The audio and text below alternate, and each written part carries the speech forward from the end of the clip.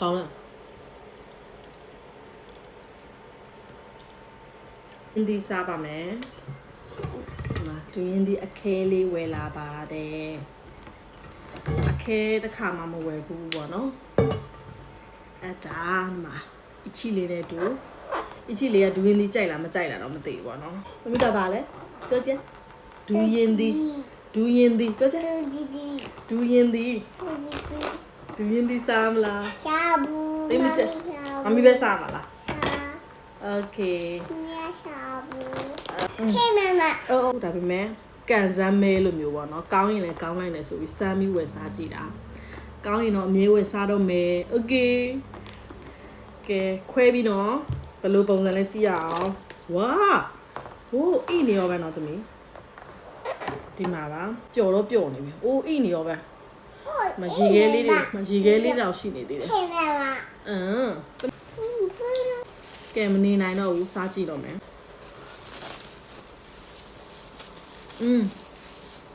ဝယ်လို့ရှိရင်အကြံဉာဏ်ပေးချင်တာကဒီလိုမျိုးလေး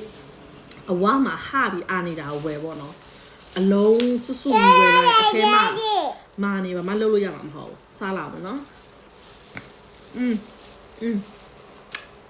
ကောင်းတယ်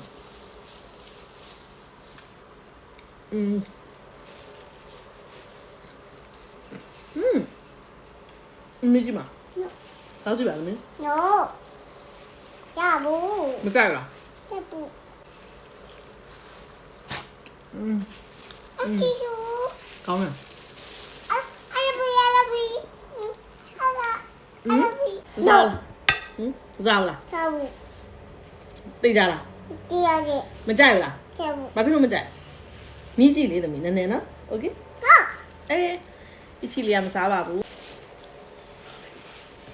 အရင်အေးနေတော့အချို့နည်းနည်းလေးမအေးတဲ့ချိန်စားတာပိုပြီးရတာပေါ့မယ်ထင်တယ်ဒါပေမဲ့အရသာတော့ရှိတယ်ကောင်းတယ်